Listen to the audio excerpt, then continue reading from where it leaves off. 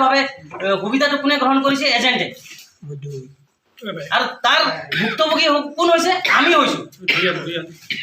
আজি আমাৰ ক্ষুদ্ৰ চাহ খেতিয়ক সন্থা আছে বোলে, সেইটো হয়তো মংগল গ্ৰহতে গঠন কৰিছিলে নে? কোনোবা এলিয়েনে আছেনে?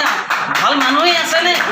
আজিলৈকে তেওঁলোকে কাৰোবাৰ কমিশ্যন লৈ বহি আছেনে নে কি কৰিছে আজিলৈকে? কিন্তু খেতিয়কৰ ওচৰত বা গাঁৱে ভূঞে ঘূৰি পেলাই আপোনালোকৰ কি অৱস্থা হৈছে, কি দুৰৱস্থা হৈছে, আজি ৩-৪ বছৰ পৰা আজি যি আমি ভুক্তভোগীত ভুগিছোঁ সেই কিন্তু খবৰ ল'বলৈ আজিলৈকে অহা নাই।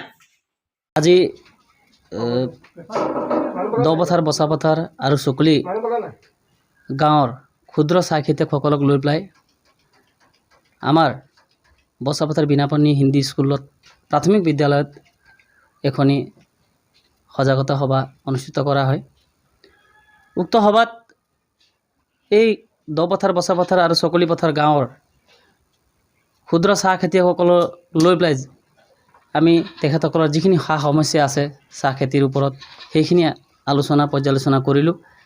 খেতিয়কসকলে আজি 10-15 বা 20 বছৰ আগত যিটো কেঁচা পাতৰ মূল্য পাইছে, আজিও সেই একেই মূল্য আমি পাই আছোঁ। কিন্তু তাৰ পৰিৱৰ্তে আমি আজি যেনেকৈ সাৰ দৰৱ পাতি আদি ইত্যাদি যিটো দৰ দাম বাঢ়িছে, পাৰ্চেণ্টেজ হিচাপে বঢ়া নাই, 1 গুণ 2 গুণ নহয় 3 গুণ 4 গুণ তেনেকুৱাত বাঢ়িছে। গতিকে আমি এই খেতিৰ পৰা কেনেকৈ উপকৃত হ'ম, এই দুৰ্ভগীয়া ভুক্তভোগী ৰাইজসকলক আমি কেনেকৈ উপকৃত কৰিব পাৰিম, সেই উদ্দেশ্য লৈ পেলাই আজি বচাপথাৰ বিনাপানী হিন্দী প্ৰাথমিক বিদ্যালয়ত এই সভা অনুষ্ঠিত কৰিছোঁ।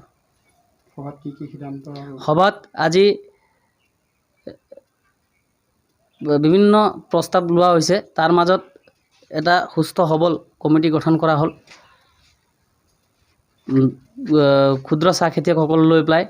আৰু অনাগত দিনবিলাকত যেনেধৰণে এজেণ্ট বা সাৰ দৰৱ মালিকে আমাৰ ওপৰত যি দৰ দামৰ বোজা জাপিছে, উক্ত সমিতিয়ে পৰৱৰ্তী পৰ্যায়ত এই দৰ দাম ক্ষেত্ৰত কেনেকৈ মাত মাতিব বা বিভাগীয় কৰ্তৃপক্ষৰ লগত কেনেকৈ যোগাযোগ কৰিব আৰু ৰাইজক কেনেকৈ সকাহ দিব, সেইখিনি কাম অনাগত দিনবিলাকত এই সমিতিয়ে কৰি যাব।